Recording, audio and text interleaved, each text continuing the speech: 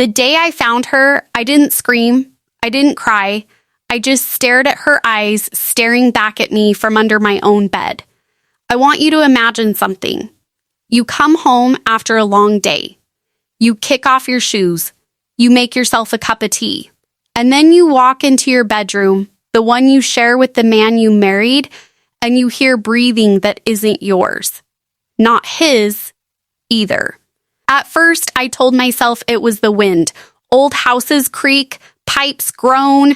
I'm a rational woman. I don't believe in ghosts. But this wasn't a ghost. This was flesh and blood. And she was hiding less than 3 feet away from where I slept every single night. My name is Elena. 2 years ago, I was that wife, the one who believed her marriage was unshakable. My husband, Derek, was the kind of man who remembered anniversaries, brought me flowers on random Tuesdays, and kissed my forehead before leaving for work. Everyone called us the perfect couple. Even I believed it. But perfect things have a way of cracking from the inside. It started small, little things you notice but immediately excuse. He'd come home later than usual traffic, he said. He'd hide his phone screen when I walked by, work emails, he said. He stopped looking me in the eye during dinner, just tired, he said. And I believed him. Because that's what love does, right? It makes you blind. It makes you stupid. It makes you ignore the sound of another person breathing in your own bedroom. The night everything changed was a Tuesday. Ordinary. Unremarkable. Derek had texted me saying he'd be late, a client dinner. I didn't think twice. I ate alone, watched a show, brushed my teeth, and went to bed around 11. But I couldn't sleep. Something felt wrong. Not in a dramatic way, more like a splinter in your mind. An itch you can't reach. I turned over. I fluffed my pillow. I closed my eyes. And that's when I heard it. A soft shuffle, like someone shifting their weight on a carpet. I sat up, listened. Nothing. Just the hum of the street outside. I almost convinced myself I imagined it, but my heart was already racing. You know that feeling when your body knows something your brain refuses to accept? I got out of bed. Slowly. Quietly. I didn't turn on the light. I walked to the side of the bed. And then I knelt down. The gap under our bed was dark. Too dark. But I saw something, a shape. A small, curled shape wrapped in shadow. My hand reached for my phone on the nightstand. I turned on the flashlight. And that's when I saw her. A young woman, maybe 22, dressed in a tank top and jeans. Her eyes were wide open, terrified. She had her hand over her own mouth like she was trying not to scream. Her whole body was shaking. I didn't scream. I didn't cry. I just stared at her eyes, staring back at me from under my own bed.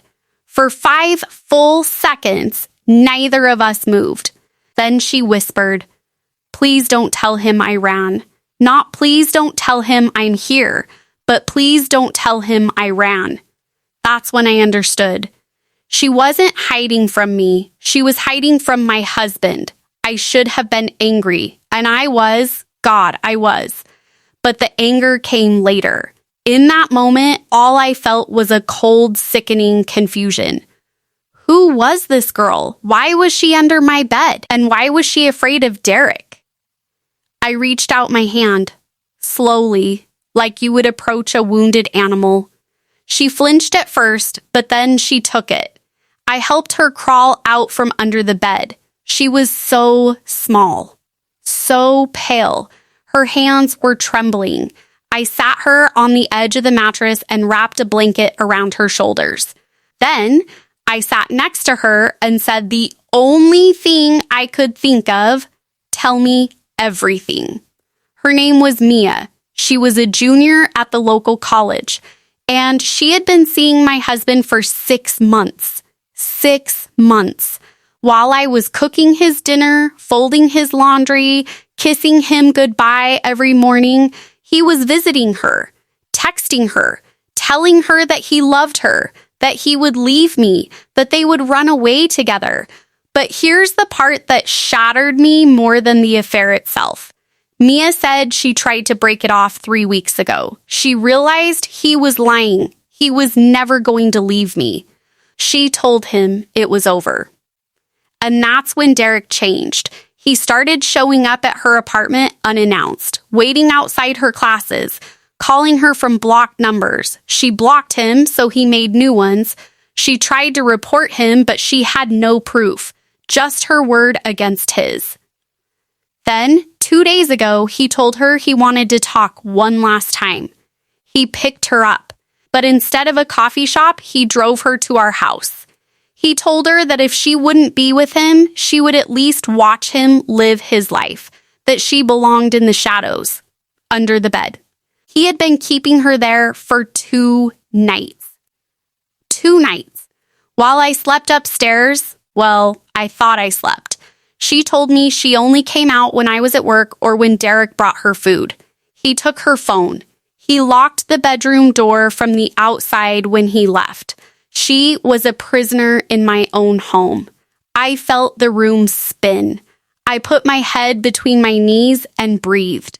Then I looked at Mia, this girl who was barely old enough to drink, who had trusted a man she thought loved her, who had ended up trapped under my bed, and I realized something. Derek hadn't just cheated on me. He had turned me into an accessory to his crime.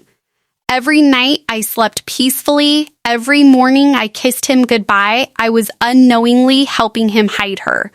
The thought made me physically ill. I asked Mia, "Why didn't you scream? Why didn't you call for help when I was here?" She started crying. He said if I made a sound, he would tell everyone I came to him willingly, that I was crazy, that I wanted to be there. And I believed him. I held her while she sobbed, and in that moment, I felt my heart harden into something I didn't recognize. Something cold. Something deliberate. I wasn't going to call the police. Not yet. Derek deserved worse than a pair of handcuffs. He deserved to lose everything, the way he had made Mia lose her freedom, the way he had made me lose my reality. I made a plan. First, I gave Mia my phone. I told her to call her parents. Then I told her to call the police, but not to come to the house. Not yet. I told her to wait at the end of the street, to tell the officers to stay hidden until I gave a signal. Then I sent Derek a text. "Dinner's ready. Come home early tonight. I have a surprise."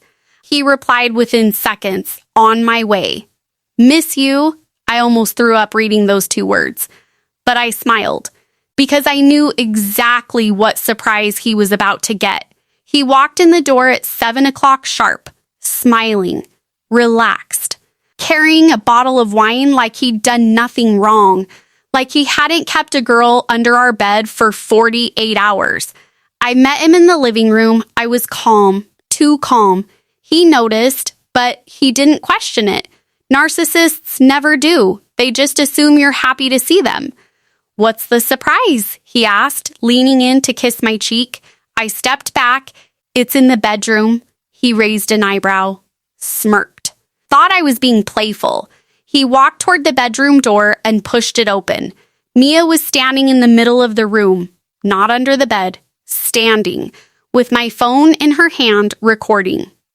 Derek froze. His face went through 5 emotions in 2 seconds. Confusion, realization, fear, rage, and then nothing. That cold, empty look of a man who knows he's been caught. "What is she doing here?" he said, voice flat. "She's going to tell me everything," I said. "But not just me. The police are outside." His eyes went wide. "You called the cops?" "No," I said. "She did. 30 minutes ago." I walked to the window and pulled back the curtain. 2 patrol cars. Lights off, but very real. Mia's parents were standing next to them holding each other. Derek lunged for the door. But I had already locked it from the hallway earlier. He was trapped. He pounded on the wood, screamed my name, called me every name in the book, said I was destroying him, said I would regret this. I didn't say a word. I just looked at Mia. She was shaking, but she kept recording. Brave girl. I unlocked the door. The police came in. They took Derek away in handcuffs, not for the affair, but for unlawful imprisonment, felony charges. And with Mia's video testimony, he had no way out. The trial was short. He pled guilty in exchange for a lighter sentence, 3 years. But the lighter sentence didn't save his reputation. I made sure of that. I took the video, edited out Mia's face to protect her, and posted it on every social media platform I could find. His employer saw it, his family saw it, our friends saw it. Within a week, he had lost his job, his friends, and any shred of dignity he had left.